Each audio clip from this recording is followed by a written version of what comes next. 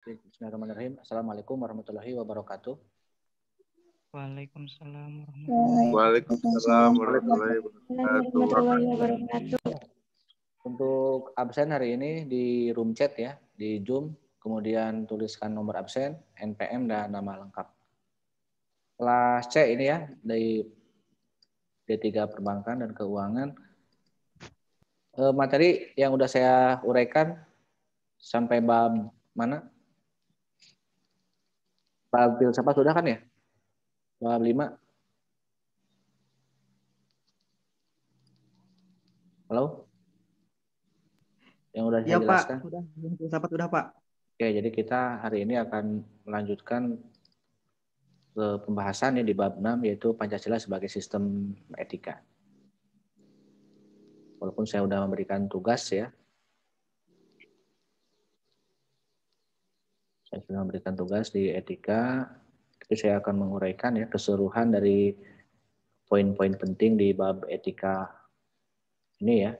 Karena kita hari ini akan berbicara masalah etika, nilai, ya, norma, moral, termasuk ke etika politik ya.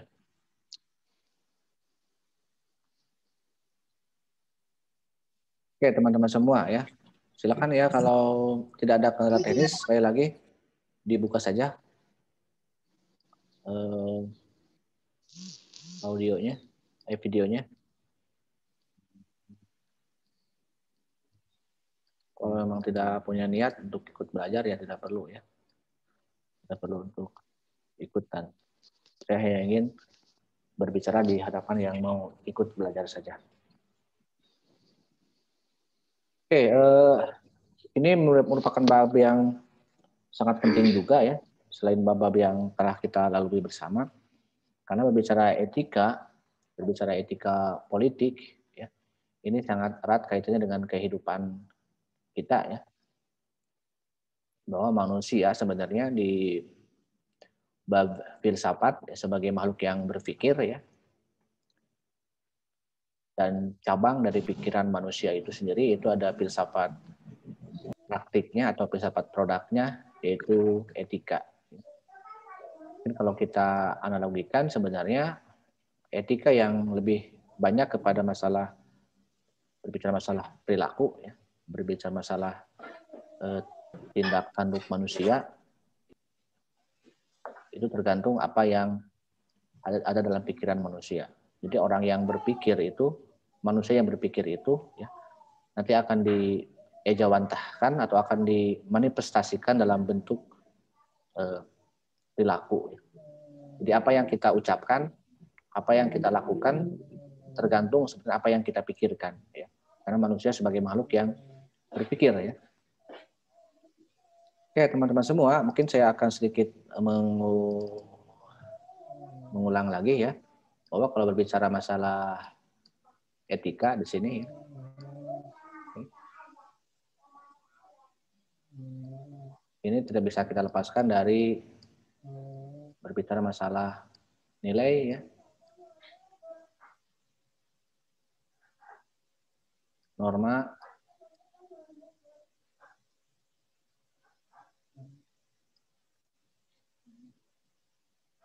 dan moral ya.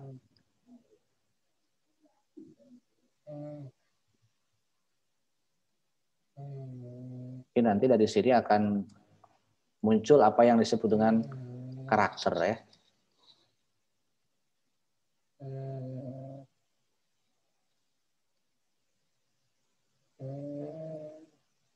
Oke, kalau kita lihat satu persatu dari nilai gitu ya. Dari pengertian kan nilai itu sesuatu yang dihargai. Kenapa ada sesuatu yang dihargai? Penghargaan terhadap sesuatu. Nah, manusia ataupun kita adalah bagian dari nilai itu sendiri. Anda itu mau menjadi orang yang bernilai atau tidak? Mau menjadi manusia yang berguna atau tidak? Kan gitu. Nah, dalam konteks benda saja, misalnya ada sebuah benda padat, ada batu misalnya 1 kilogram, kemudian ada emas 1 kilogram. Mana yang lebih berat? batu 1 kilo sama emas 1 kilo, mana yang lebih berat? Batu, Pak. Sama Batu. tadi ya Pak, cuman nilainya yang beda. Ada yang bilang sama ya. Ya memang sama ya, beratnya sama. Ya. Tapi ada yang berbeda, yaitu harganya kan itu. Harga emas 1 kilo dengan harga batu 1 kilo itu berbeda. Karena ada derajat yang lebih berkualitas itu dari emas ya dibandingkan dengan batu. Ya kalau misalnya kita mau sebagai manusia, Anda mau jadi emas atau mau jadi batu kan gitu. Jadi Anda mau dijual seperti apa, daya tawar apa Anda. Termasuk misalnya ketika nanti Anda mendapatkan nilai akhir dari saya kan Anda mendapat nilai mata kuliah. Itu kan bentuk penghargaan dosen ke mahasiswa. Anda mau dapat nilai apa? Ya tergantung Anda kan mengikuti kualitas Anda selama mata kuliah ini berapa kan gitu. Ya, dalam konteks kehidupan ya karena pada prinsipnya kenapa ada nilai karena pada dasarnya ingat ya kalau kita berkaca pada pengertian sesuatu yang dihargai gitu kan karena pada prinsipnya manusia itu ingin dihargai ya. Coba Anda nggak di sini yang ingin dihina. Pak saya mah tidak mau dihargai, saya mah inginnya dihina terus, dicaci maki terus misalnya, diledek terus. Saya yakin manusia itu ingin dihargai kan gitu ya. Nah lalu bagaimana kita ini supaya menjadi orang yang berharga itu kan gitu. Ini yang berat ya. Inilah yang saya maksud ya bahwa kita ini di sini bukan hanya belajar ya dalam lembaga pendidikan. Ya, kita ini bagaimana menjadi manusia yang berharga. Makanya ada beberapa jenis nilai ya mungkin saya tidak akan uraikan lagi ya. Hanya mungkin mencontohkan aja dalam kehidupan. Salah satu nilai mungkin yang jadi patokan ya orang itu dihargai atau tidak. Nilai ekonomi. Katakanlah ada orang kaya, ada orang miskin. Kenapa orang lomba-lomba mencari kekayaan? Berlomba-lomba menjadi orang kaya. Saya mau tanya, orang kaya dan orang miskin mana yang lebih dihargai? Orang kaya, Pak. Orang kaya kan gitu ya. Orang miskin, pintar, dengan orang kaya, pintar, kira-kira mana yang lebih dihargai? Orang kaya. Orang kaya Iya, pintar, orang Pak. kaya, pintar. Orang kaya pintar. Kan ada katakanlah kalau kita melihat begini, ya kita mau jadi manusia yang seperti apa kan gitu. Orang kan berlomba supaya dihargai, dia misalnya mendapatkan kekayaan, menjadi orang kaya. Sekalipun misalnya dia tidak berpendidikan, ya tidak pintar misalnya, tapi dia kaya. Tentunya yang orang miskin yang tidak berpendidikan jauh pastilah ya akan lebih dihargai oleh orang lain. Apalagi kalau kedua-duanya kan germa udah kaya, pintar, kan soleh, kan soleha akan lebih berkualitas lagi. Coba kalau misalnya kita ini katuruh-katutuh ya, germah bodoh, miskin, jahat ya kan itu, kriminal dan sebagainya. Apa coba yang dapat kita banggakan atau yang dapat orang lain kita hargai ya dari orang lain? Kalau sudah miskin, bodoh, jahat kan gitu ya, tukang mabuk, tukang judi gitu kan dan sebagainya. Malah meresahkan. Berarti menjadi orang yang tidak berguna. Oke, jadi itu ya. Kemudian juga kenapa ada norma kan gitu ya? Karena pada prinsipnya manusia itu kan ada sesuatu patokan ya tentang bagaimana derajat nilai itu sendiri yang merupakan pandangan tentang sesuatu ya. Kemudian juga dihadapkan pada proses sosial dalam kehidupan yang lebih luas lagi dalam konteks masyarakat ada kesepakatan dari nilai itu sendiri kan gitu. Orang bersepakat bahwa nilai-nilai ini adalah nilai yang disepakati. Makanya muncul norma-norma di masyarakat ya, norma kesopanan misalnya. Sopan atau tidak ini kira-kira perilaku ini kan itu. Itu kan orang bersepakat ya. Kalau berkata seperti ini kan ini tidak sopan, ini perbuatan yang tidak santun misalnya. Ada norma juga norma agama. Menurut agama ini bagaimana nih kalau kita mau seperti ini? Kira-kira agama boleh tidak? Kata orang-orang yang beragama mungkin di sekitar kita. Secara ini ada perbuatan, ada norma kesusilaan misalnya. Orang bersepakat bahwa ini melanggar kesusilaan, ini perilaku asusila gitu kan. Kemudian juga norma hukum, kalau kita berbicara masalah negara, kira-kira ini melanggar atau tidak secara hukum. Nah ini ada norma, ya itulah ya manusia. Nah kita ini kan Nah, pembentukan moralnya ini kan kita lihat ke moral di sini ya. Pembentukan moral ini kan sekali lagi ya, kita menggunakan antara pikiran manusia gitu kan. Kalau berbicara pendidikan, dalam teori pendidikan ada kognitif ya, ada afektif. Nah, nilai norma dan etika ini sebenarnya pendidikan lebih ke afeksi ya, afektif ya. Lalu bagaimana kita menghayati kepribadian kita, kan ini pribadi akhirnya kan membentuk pribadi kita ya, membentuk karakter kita, kan dari sini sebenarnya pemahaman kita akan nilai norma dan moral, di mana memang dalam kodrat manusia yang saya sering ungkapkan bahwa kita ini makhluk yang berpikir. Selain berpikir kita juga punya hati nurani kan gitu. Kan dalam ranah pribadi kita itu kan di dalam kita itu ada pikiran ya, ada mindset, ada kolbu. Dalam bahasa filsafat conscience bahasa Yunani itu ya, hati nurani. Makanya dalam filsafat kan cinta ya. Cinta itu kan kebenaran ya. Makanya simbol cinta itu adalah nurani, hati kan gitu. Hati nurani maksudnya. Itu kan bagaimana kita ini mensinkronkan antara hati dan pikiran sebenarnya. Kita berpikir sampai menemukan kebenaran yang tidak bisa berbohong. Nah, kalau kita sudah merasakan ya nurani kita, hati kita, dan pikiran kita merasakan adanya kebenaran dan tak bisa berbohong ya, muncullah itu yang disebut dengan moralitas gitu ya. Sampai kita dalam berpedoman berperilaku ya, kita menjadi orang yang beretika ya. Terbentuklah ya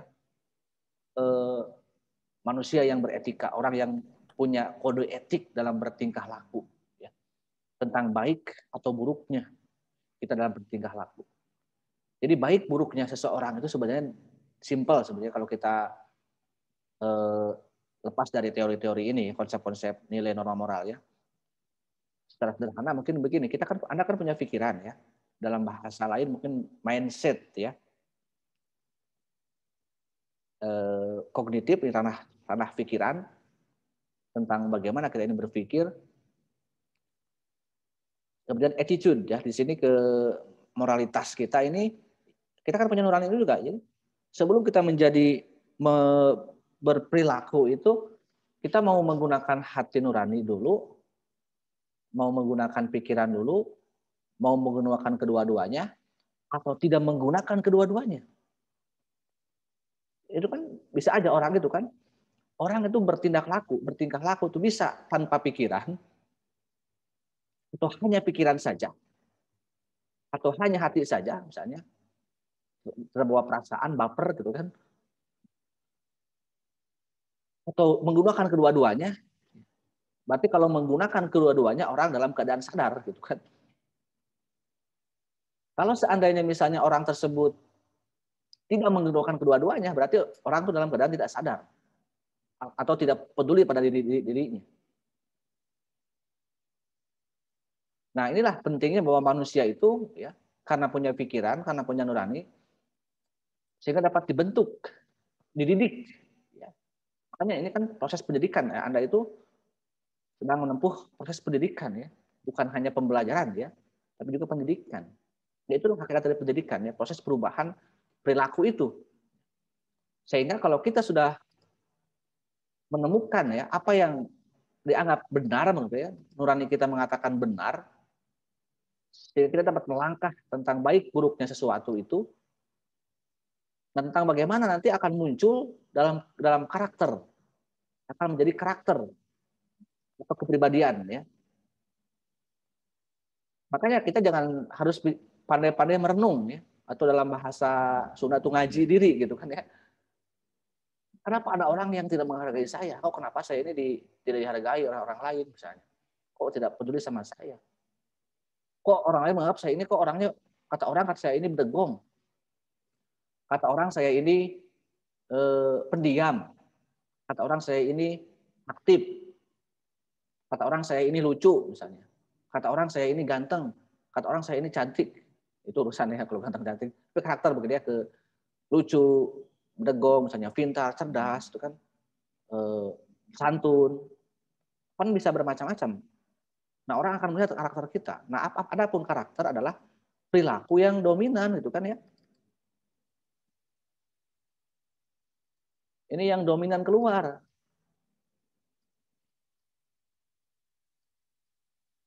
Makanya kalau pikiran kita baik, gitu ya, kalau hati kita baik, yang keluar juga yang baik-baik saja, berarti kita akan muncul karakter-karakter yang baik, gitu kan.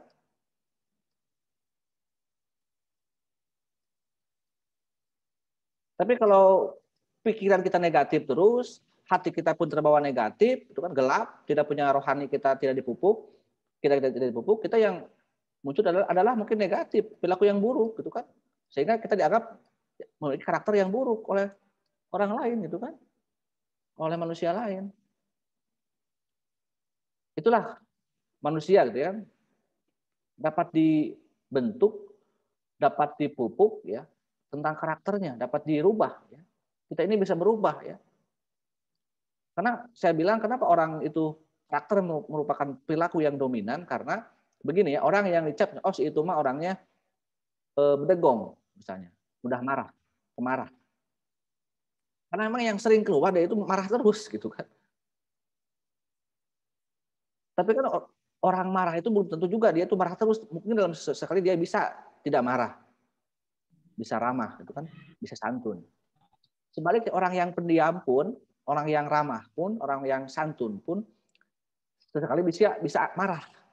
Kalau memang dalam keadaan tidak stabil ya, tidak sadar misalnya dia itu sedang emosi. Tadi mungkin akibat dari tidak berjalan antara hati dan pikirannya gitu kan, sedang galau lah, sedang gundah. Sehingga dia langsung aja keluar tanpa berpikir dulu. Makanya ada refleks ya dalam ini kan ada tindakan refleks, tahu kan? Tiba-tiba kita tanpa berpikir, tanpa menggunakan hati nurani, langsung aja ngomong, jeplos aja langsung ngomong anjay misalnya, atau apalah, bahasa kasar, bahasa binatang. Itu karena memang tidak jalan, tidak sadar gitu kan. Mungkin karena rewas atau apa gitu kan, atau memang sedang emosi, sedang marah.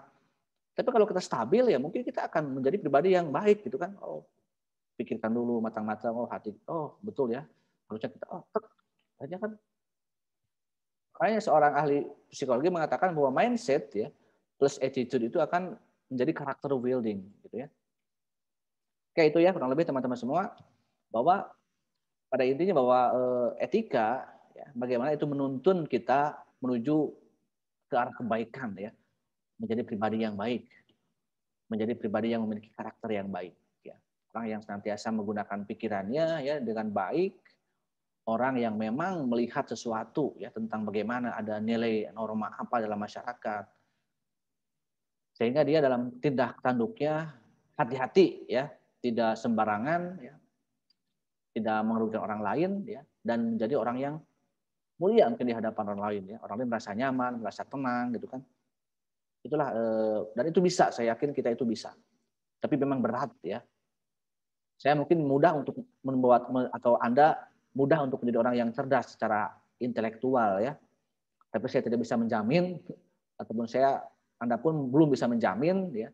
Kalau kita belum sadar betul tentang diri kita ya, berat ya untuk membentuk moralitas kita, untuk menjadi orang yang memiliki etika itu sangat berat ya. Nanti mungkin sampai situ dulu ya. Sebelum saya lanjut ke bahasan lainnya, karena ada etika politik, di sini ada pendidikan politik, itu kan ini yang saling berkaitan dalam yang lebih luas lagi ke dalam konteks kehidupannya. Oke, masalah etika, coba ada yang mau ditanyakan? Sampai etika ya, sampai pembentukan moralitas ya, tentang ajaran moral, itulah etika ya. Bagaimana kita sebagai manusia dapat mengetahui bahkan dapat melaksanakan ya, memahami tentang baik buruknya sesuatu ya. Ada nggak? Sampai etika ya.